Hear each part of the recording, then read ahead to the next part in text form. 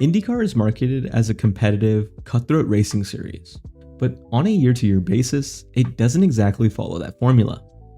On-track battles up and down the grid, and winners coming from many different teams.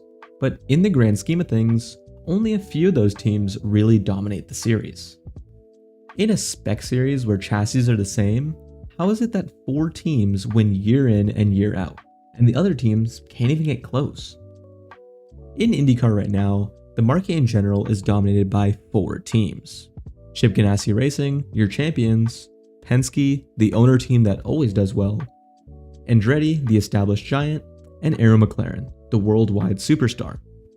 Between these 4 teams, well, actually only 3 of them, the last time someone else won a championship was 2007 with Newman Haas, which was prior to the IndyCar Champ Car merger.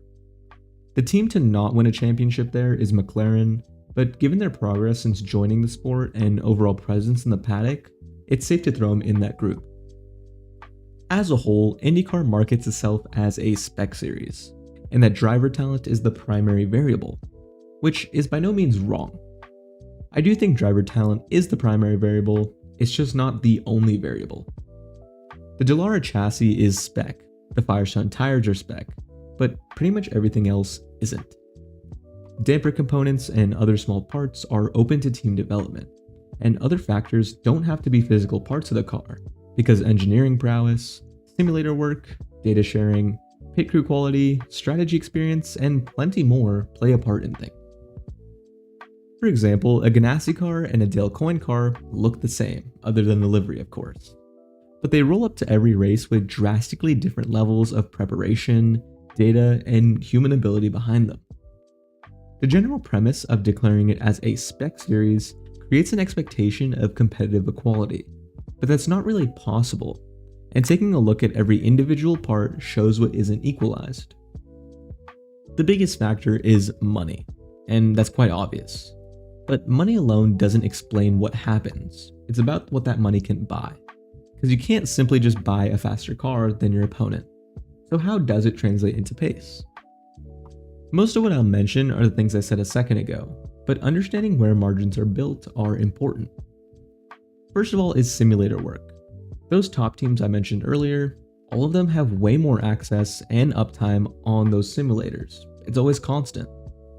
Smaller teams, on the other hand, would have to rent time on third-party simulators, or some have barely any time on them at all, and they have to settle on basic virtual setups, meaning less data and less preparation. These bigger teams can run 500 laps and test 30 different setups by the time the smaller one has figured out their ride height. Similarly, bigger teams have way more employees. Chip Ganassi Racing, for example, will have many employees.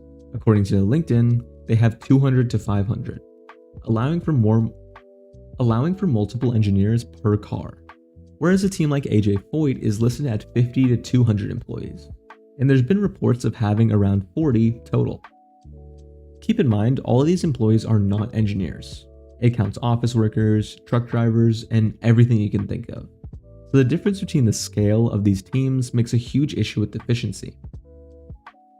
Another part of that personnel is pit crews, and while the top dogs have dedicated pit members who specifically train for the task, the smaller guys in the business often rely on full-time mechanics to go from rebuilding gearboxes on a Friday to hopping over the pit wall and changing tires on the weekend.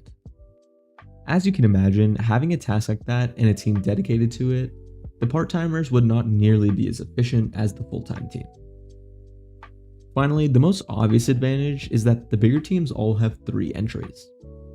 It's no question that more cars equals more data, and teams are allowed to run their different cars on different setups and practices, and share all the data across all the setups. So when you're a team that has Scott Dixon and Alex Palou on a team together, you can compare every single data point and optimize those setups that they ran in minutes, a fraction of the time it would take other teams with only 1 car. But at the end of the day, I would be somewhat of an idiot to tell you the difference money could make, but not tell you how that money disparity is even a thing. Penske, CGR, McLaren, and Andretti are all racing giants, spanning across multiple series, and the loop of success correlating to more money does exist.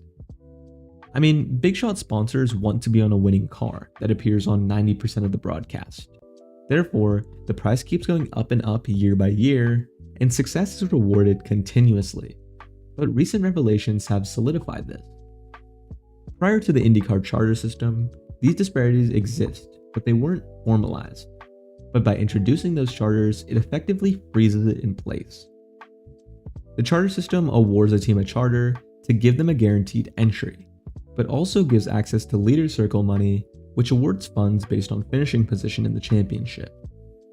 When initially introduced, they were given to the teams based upon participation of existing teams.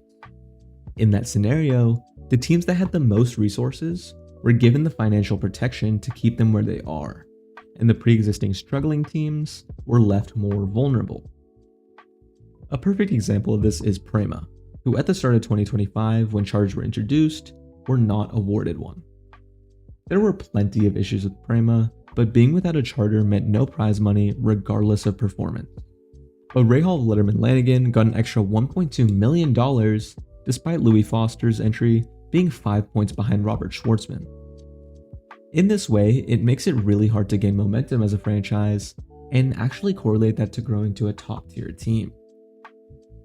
Another structural part of the series that many people overlook is technical partnerships. Now I know what you're thinking. Doesn't that benefit the lower teams? And on the surface, you are correct. But let me explain my thought process. Many teams have technical partnerships, like Foyt and Penske, Andretti and Coyne, and Shank and Ganassi, meaning that these so-called top teams are spreading their wealth amongst the paddock. The lower team in the deal gets more data, better damper specs, engineering guidance, and it all leads to immediate jumps in performance. But the trap within it is what I like to call the glass ceiling. No top team is prioritizing the lower team in the deal, they're doing what's in their own benefit, because at the end of the day, they are still competitors. In that way, no team in a technical alliance will ever swap roles with the top team and bottom team switching it all, putting a slight cap on their progress. In other words, a technical alliance can do a lot to help make a team jump from 22nd to like 8th. But breaking through past that level is borderline impossible without insane financial support, and therefore, it creates somewhat of a seal of protection for these top teams. Finally, the last big way that teams are prevented from growing is drivers leaving as soon as they succeed. It just happens. A driver does very well at one of these lower teams, and then they get scooped up by one of the big four because they have more money, more resources, and a driver isn't going to say no to a winning team. It's the same exact reason why I find it hard to watch college sports these days, because when NIL money is awry, it's impossible to build a program, and it works the exact same way here.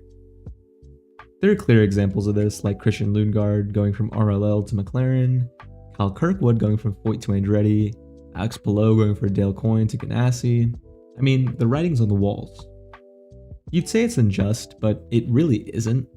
It benefits the top team because they get the newest talent and puts them in a winning window. The driver gets to go for a better team and heighten their chances of winning. And the only person in the scenario who doesn't benefit is the lower team losing their guy, pretty much making them a temporary academy team. In those regards, they really have to hope they somehow win in the year that they have the talent, or they might as well have just gone for a pay driver. Now, this entire time, I've kind of been just dooming on the situation, but there have been outliers that have shown change, but maybe not a full change quite yet. The biggest example is Meyer-Shank, as they're the only team that's really opening up to enter that top team conversation. They have 2 Indy 500 wins in the past 5 years, and currently have a driver in Felix Rosenqvist sitting P6 in the standings. To add to that, they'll also become a 3-car team in 2028 with the introduction of OEM charters, so the gap is closing for them specifically, but it's definitely not all sunshine and rainbows. Achieving success at the Indy 500 is definitely not easy, but it's much easier to do than accomplish the same across a 17-race season. The honest truth is, the 500 has a big factor of randomness with cautions and variability with how long the race is, so it opens up opportunities for smaller teams a lot more than other races do. As it stands, IndyCar's competitive structure is not broken. It's not unfair by design, but it has evolved into a system where teams have built themselves to stay on top. With the new chassis on the way and OEM charters being in the hands of smaller outfits, it really does open up the floor, and if there is a time for change, it's coming soon. And that's because of a decision made in effort to do so.